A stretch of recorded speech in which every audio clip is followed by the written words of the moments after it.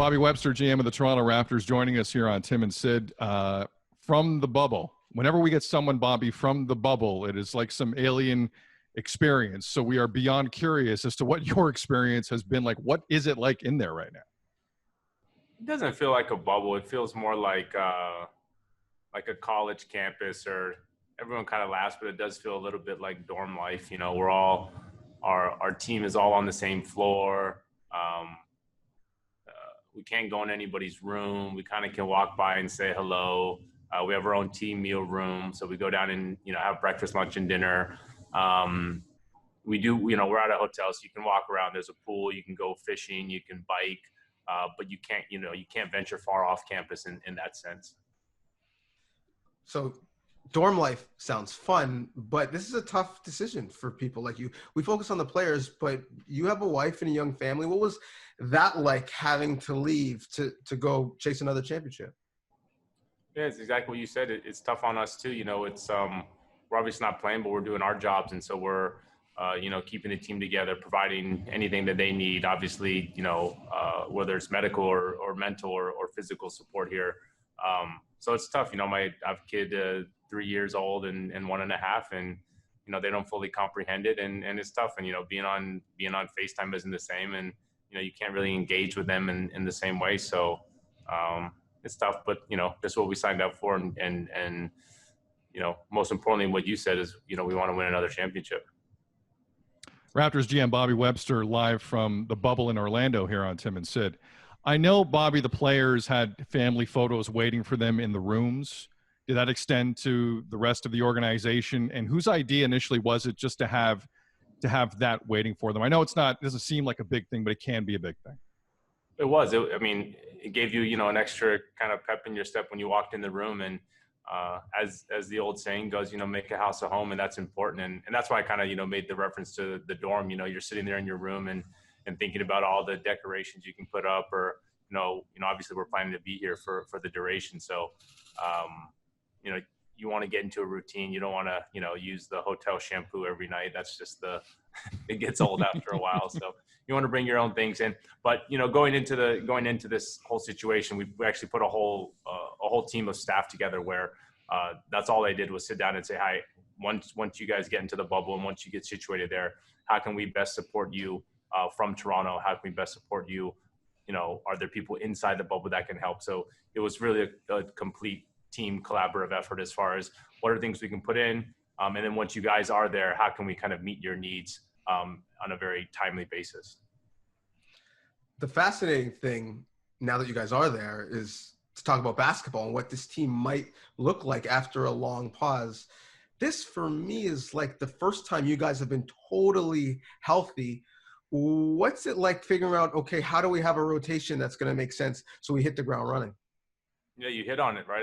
Everyone who followed this team all year, other than, maybe on paper in the summer, we've never kind of been able to map out our rotations with fully healthy. So now we're starting to see that we're not, we're still a week out from even scrimmaging. So, can't sit here and say we've decided on our rotations, but yeah, you have the, full depth, the full, cast of characters, as they say down here, to put in play.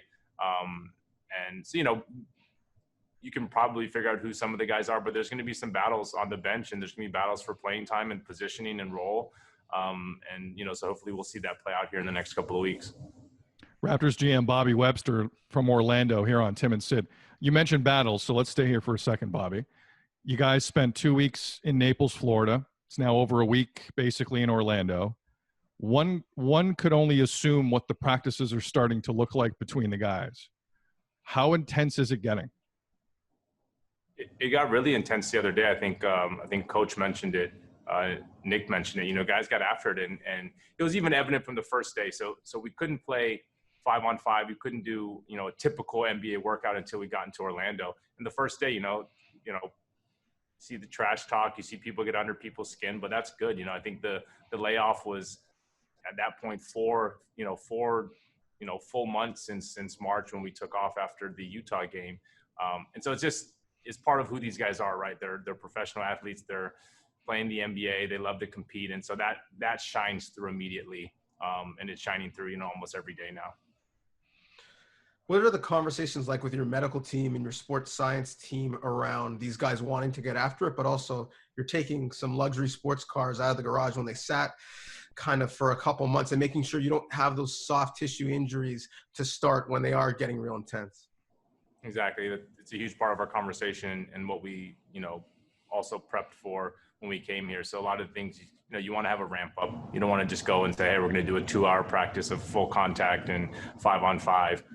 We're also utilizing the recovery and the off days here. So I think our cadence here is probably, a few days on, day off, few days on. That's kind of where we are here in recovery. And we have our full medical staff here to deal with any of their injuries or even just general soreness. But it's more, you don't want to, we want to peak in August, September, October, right? We don't want to peak in July. The Raptors' first scrimmage game is a week from today against Houston. They open up against the Lakers August 1st. Bobby Webster, GM of the Raptors, joining us from Orlando. Let's talk Marc Gasol here for a second, Bobby. There probably wasn't a more talked about player of yours in terms of the shape he was in through this quarantine and the shape he's in now. It was interesting to hear him talk earlier this week. He didn't really want to stay on it. He was getting pressed a lot on his new conditioning and what that would do. He wanted to kind of move on and say, listen, it's about the ring, it's about the ring. But as a GM, when you see Marc Gasol and the mileage he has on him, when you see him with this physique, what does this do for your club? He's incredible. We had the benefit of seeing him every now and then on Zoom calls, but as the picture started to circulate, obviously, we were aware of him, and it's just the dedication that he's, puts to himself and the commitment that he has to staying in shape. And, it was I think he talked about it was a tough 12 months. It was non-stopping. He didn't have a break. So for him, the 4 months allowed him to, eat right, kind of get into a daily routine, which I think, as we all can appreciate now, is definitely helps. And so for him, it was basically his off season that he didn't get last year. And then to see his level of commitment and dedication, I think just speaks to who he is as a person and why we all love him. So to be clear, the transformation from Big Spain to Thin Spain, the GQ Gasol that we have right now, was that player-led, or was that something that your staff said, well, listen, you may want to do this if you want to, play good into those late months, like you mentioned? I think it was both. All the credit in the world to Marc, that it can come, as we all know, externally, and people can push you, but unless you want to make that change, that was from him. And so, like I said, being able to go home, get back on a routine and a diet, get into his workout routine, I think that allowed him to have some continuity. But yeah, no, that's as we often know, that's typically led from the player. Bobby Webster, Raptors GM from Orlando, here on Tim and Sid. Charles Barkley has made a lot of wrong predictions in his life, as we all know. I've made a couple. But he did take you guys over Golden State last year. And last night on Inside the NBA on TNT, he again took you guys coming out of the East. But there is a feeling still, despite where you are in the standings, despite how many injuries you've had, despite how many wins you guys have put together this year, there's still a level of the Raptors aren't being given enough respect as defending champions. Do you feel that, Bobby? I honestly think we don't care. It's so far outside of our daily, weekly conversation on this team. You guys have been around, a lot longer than we have in Toronto. And we really don't even, if last year, couldn't change people's minds, and, we weren't trying to, and we're definitely not going to try and change their minds now. And so I think just the internal belief and trust and respect that we all have for each other is what, really pushes us. And we do it for ourselves, not for, the external validation. Something I know you do care about is the fact that Black Lives Matter, and the fact that your bus was wrapped with that.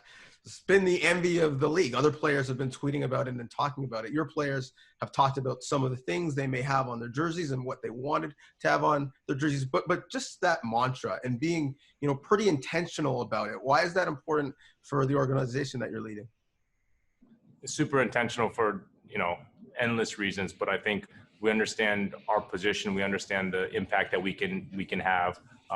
Obviously, being part of an organization like MLSE, but more specifically for the Toronto Raptors, and our players have platforms. We have platforms. We recognize there's two things, which is, the buses were great because they raise awareness and obviously they bring attention to the matter. But we're also just as dedicated to actually making real change in the communities whether that's in Toronto, whether that's in Canada, whether it's in the US. And so, that's what those are kind of the two paths that we're always focused on, which is how are we continuing to have the conversation be public, but also how are we working in our own communities and how are we working behind the scenes to really, affect change for the long term. So hugely important to all of us, who we are as people, what we want this organization to represent, what we want this organization to be synonymous with around the NBA and the world. So something, we deeply care about. Before we let you go, Bobby, some quick hitters, DJ. So if you'll allow me, I just have some quick questions for him. Obviously, I know the Leafs and yourselves do talk often. You got in the bubble first. Toronto were scheduled to go in July 26th, I believe. Has there been any conversation back and forth about what you guys are experiencing right now and what you're seeing? Yeah, I've actually been talking to Kyle a bunch, kind of just what first impressions, anything you guys could have changed, touched on the medical point. How are you guys, kind of responding to any of the needs there? So, if anything, we can be the guinea pig here and be a couple weeks in advance, happy to help them and at least, help them think about and structure maybe some unforeseen things that we're dealing with now. Fair enough. You have 3 scrimmages before that first game against the Lakers. Again, a week from today against Houston. Just out of curiosity, Bobby, how is it a regular game? How long is it? Like, what are is it going to be a normal practice for you guys, or is that going to be unique? So I think that the NBA wants it to look and feel like a real game. We're all using this as kind of a test run for the regular season, whether it's the cameras, the stats keepers. So we're going to use it as a real test game. I think the first game is only going to be 40 minutes, 4 10-minute quarters. The second and third scrimmages will be 48-minute, 12-minute quarters. We wanted to get them broadcast so the fans can start watching them. I know you guys are working on it now. But yeah, I think fully expect the full uniforms. This is not, this is not summer league. This is us getting ready to win another championship. And finally, Bobby, I know I know it can't be easy. There's a bit of a frat feel to it, as you kind of mentioned, but this cannot be an easy environment. Which Raptor has already gone stir crazy? Which member of the organization has already kind of said, this is going to be a lot harder than I thought? I don't think we're there yet. It's just a weekend, but we're all making friends with our neighbors. OG's my neighbor, so got to keep an eye on him. There's no noise. You have no noise next to you as OG, as a neighbor, right? You're going to sleep well at night. I'm sending him my Netflix, Rex. He'll send them back to me. We talk through the wall. Okay, fair enough. Listen, Bobby, we appreciate the time. You got a lot of people up here, obviously, watching with great interest, and whether it's the scrimmages or August 1 and beyond, they will be rooting for you. So all the best to you and everyone down there, and stay safe, and let's talk again soon. Appreciate it. We can't wait to get back for everybody. So we look forward to it, and thanks for all the support.